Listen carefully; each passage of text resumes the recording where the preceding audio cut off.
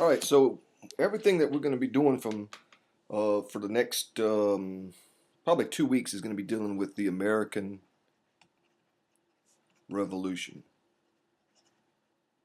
And the American Revolution lasted from 1775 to 1783. But when I say, deal with the American Revolution, I'm not talking about actually this period of time. Okay, we will get into that a little bit, but really what led up to the American Revolution. So just keep that in mind. Everything that I talk about, try to relate it to the revolution. This is when the 13 colonies, all right, decided to fight a war for independence from Great Britain. Now, the first year of the war, 75 to 76, they were mainly fighting for their rights as Englishmen. And so that's something that we'll talk about later. But like I said, um, everything, at least this week, is going to be leading up to that period. So really, more I should say that the causes of the American Revolution. And so the last few lectures dealt with the Enlightenment, and I hope that you saw the relationship between the Enlightenment and ideas that you will later see when we talk about things like the Declaration of Independence. Okay. But what we're going to talk about today is something that's almost kind of like the opposite, and that is the Great Awakening. And if you want to look at it this way, some people say that the Great Awakening and the Enlightenment was sort of like a shotgun marriage. All right. In which you had um, the Great Awakening, which again we're going to talk about, and the Enlightenment,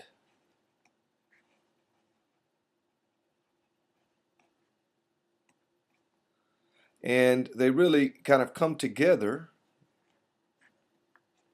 and they both had a big influence on the revolution. Now, why do I say it's a shotgun marriage, and why is it kind of weird or whatever? Well, the Great Awakening was based on faith. It was a revival, all right, that swept across the 13 colonies in the 1730s, 1740s, and 50s. It's hard to put an exact date on that. And of course, the Enlightenment was not based on faith. Okay, the Enlightenment was more, you can say, kind of almost more scientific. It was based on evidence and this idea, of course, of reason, using logic and reason and evidence to try to understand the world. So you can sort of say that you get some debates today, all right, between religion and science. Okay, and science, of course, will say that no, what we use is reason, logic, and evidence. All right, experiments, the scientific method. It all goes back. You can start with Francis Bacon, and of course, in religion, in the end, we have to believe. We have to use faith. At some point, we have to some extent, I guess, suspend reason and evidence and just believe. Now, I know that there are times where we may all say to ourselves that yes, we know that there's a God. Okay, you might see a beautiful sunset and say yes, there must be a God. Okay, you may see your newborn baby and say yes, there's a God. I remember one time I kissed this beautiful Polish girl. I mean, she was beautiful, and I thought, yes, there is a God. There's evidence. Okay. The thing is that in the end, okay, we can't really, through the scientific method, all right, prove that there's a God. Okay. That's why we call it faith. Right. There wouldn't be anything known. There wouldn't be anything such as faith if we could just prove it. Okay. Now, I wish we were in a class because some of you might try to debate with me on that, so I hope I make that clear. But again, I think you understand what I'm saying. In the end, you have to, I mean, you have to just believe. Okay, you could say that, well, science does not, and it's true, science does not answer all of the questions. All right, but still, in the end, we need faith. And so that's why some historians, in fact, one of my old history professors at UL, Carl Richard, he got his PhD from Vanderbilt. Really, really smart guy. And he's written several books on how the classics and Roman and Greek history influenced the founding fathers. And he's the one that kind of, in a lecture one time called this a shotgun wedding. All right, but you'll see other historians that I talk about these two movements, which in many ways are on opposite ends of the the opposite ends of the spectrum. Okay, in terms of the way they see the world, how in many ways they kind of came together to help form, all right, the American Revolution. So I kind of, already defined for you the Great Awakening. All right, and that's pretty much what it was. I mean, it was a revival, the Great Awakening, that swept across the 13 colonies in the 1730s, 1740s, and 50s. One of the main characters, in fact, someone that some historians say really started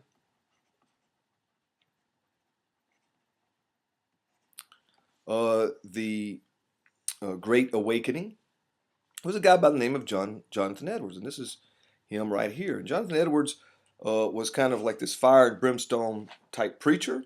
He started this revival in his church in Massachusetts. And his idea, of course, was that everyone had to be prepared at all times to go to heaven because you could die tomorrow or tonight. So you better be prepared. Now, my problem, of course, is, I mean, I certainly understand that. I think sometimes we have to think about this. We have to think about the fact that, we're not going to live forever.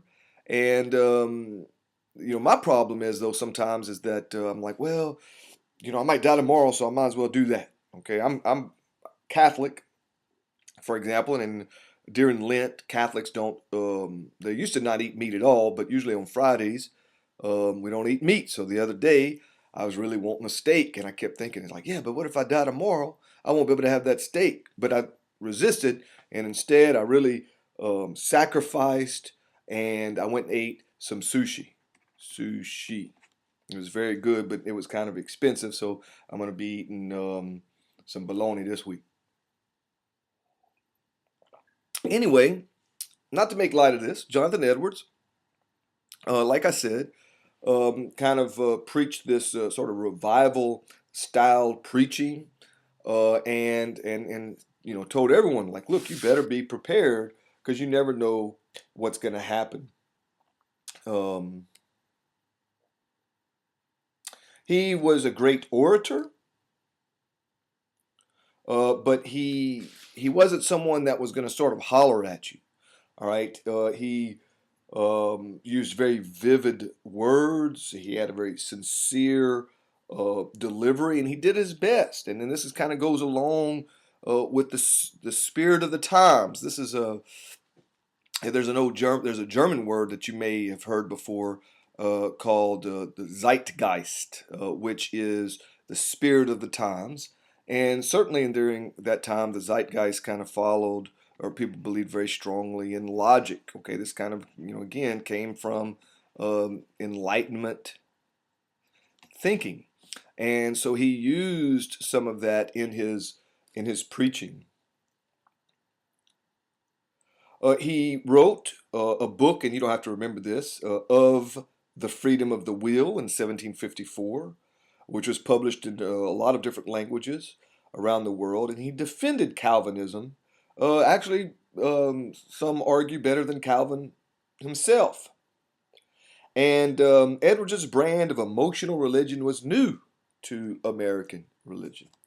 Another, and I like this picture here, another famous preacher at that time that really started in England and then came to America, was a guy by the name of George Whitefield.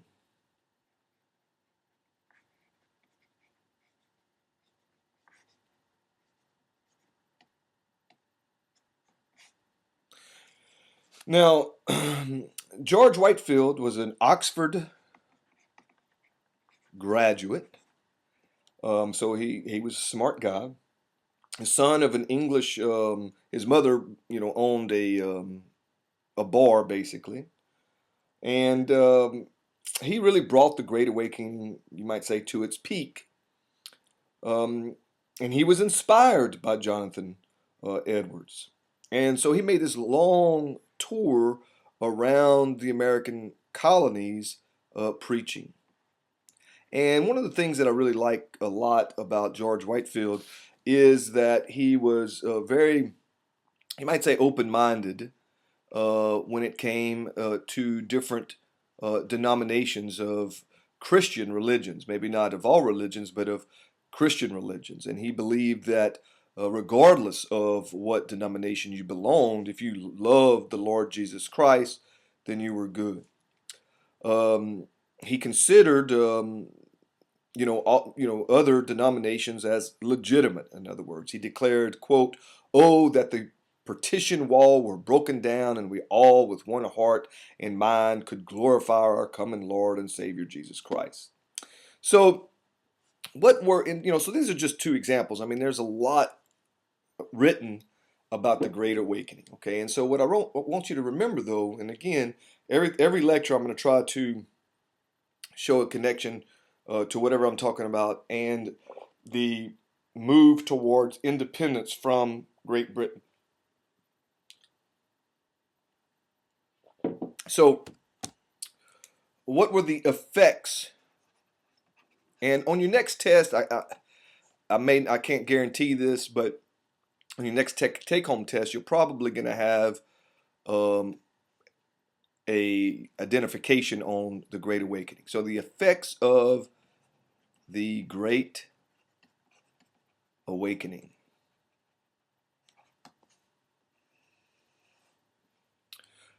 Number one,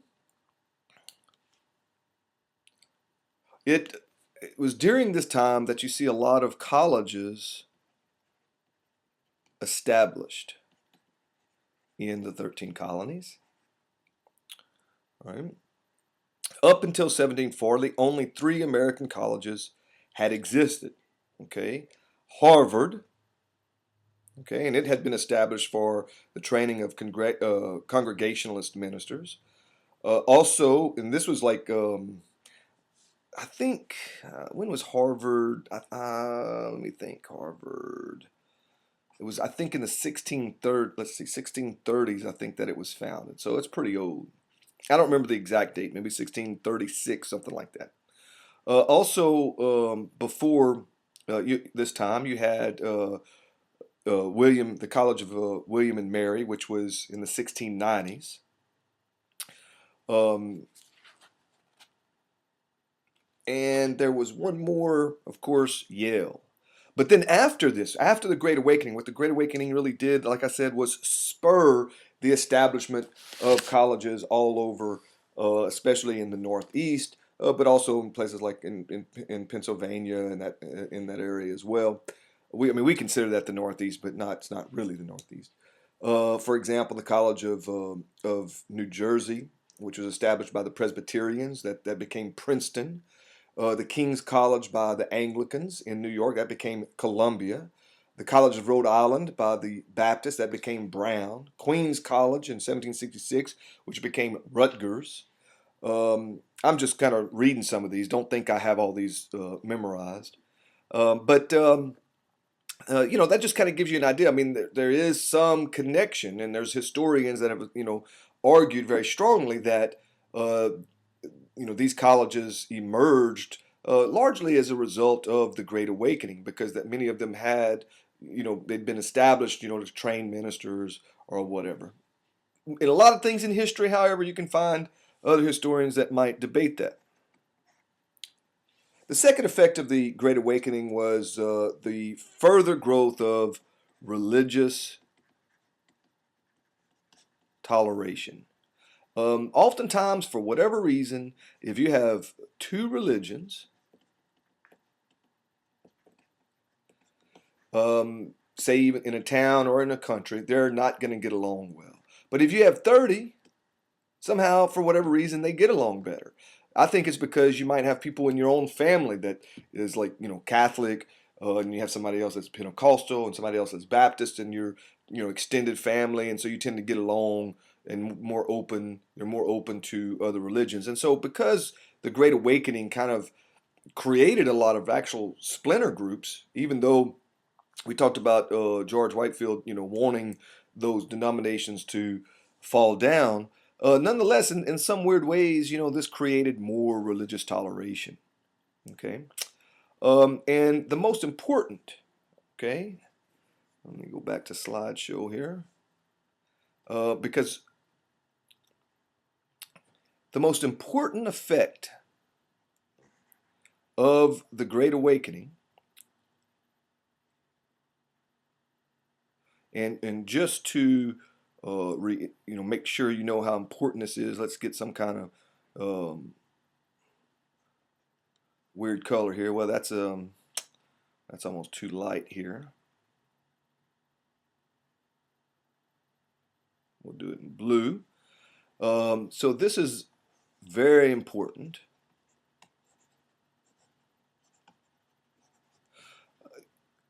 One of the effects of the Great Awakening, and the one that I want you to remember the most, is that it had resurrected, okay, throughout the colonies. It sort of almost kind of became part of the culture. Now, culture is very important, whether you're talking about, in a community, whether you're talking about in a nation, in colonies or whatever. Culture is very important, and when it becomes part of the culture, it's hard to get rid of that, okay? And so throughout the 13 colonies, what the Great Awakening did, even among people that were not necessarily that religious, is it resurrected this idea of a city upon a hill, okay? A lot of people felt that, they needed to make a better place, free of corruption. All right, and so when the American Revolution came around, you had a lot of people, these sort of what we might consider kind of like the aristocrats in a way, sort of the upper classes that had been educated in Europe, who were very much influenced by the Enlightenment, and that kind of created. I mean, the Enlightenment thinkers were very optimistic. I've told you that before. They were almost utopian, much more so than the Puritans, much more so than many of the very religious people at that time, because the very religious people kind of, and ministers felt like man was too depraved to ever create a utopia. But many people in the upper classes that had been educated in Europe and had been educated, with these Enlightenment ideas, felt like, yes, that if you follow these Enlightenment ideas, all right, then you could create maybe a utopia, or almost this perfect place. Okay. Now, among many of the lower classes. Now, when I say lower classes, I don't mean, again, like, oh, well, these people drank very good, nice Merlots when they drank wine, and these people drank Boone's Farm, which is, it's kind of what I drink sometimes. Well, that's not what I mean. I'm just talking about, poor people, okay, among the lower classes. Well, they were much more influenced by the Great Awakening, okay? So when the Revolution came around, they were more, I guess, motivated by this and this idea of creating a more pure society and a better society free from corruption, especially all the corrupting influences in Europe. All right. And so this coalition, and remember, when you want change and you want revolution, and in this country, revolution is often looked upon as this great thing. Throughout history, revolutions usually don't end up very good, to be honest with you, but that's a different discussion. But anytime you have some kind of coalition like this, okay, people with different ideas, but kind of want, they have the same goal, then normally you can get change. Okay, that's why sometimes people in power um, want to make sure that everyone else is divided. Okay, so that they can, people in power don't want change. Okay, but again, that's another discussion. So I hope you all understand this. It's just a short lecture. When I'm doing my face-to-face class, I usually give this, kind of same lecture, and it's a short day because I want everybody to remember this. And so if you have any questions about these lectures, please let me know. Okay, and I will post this.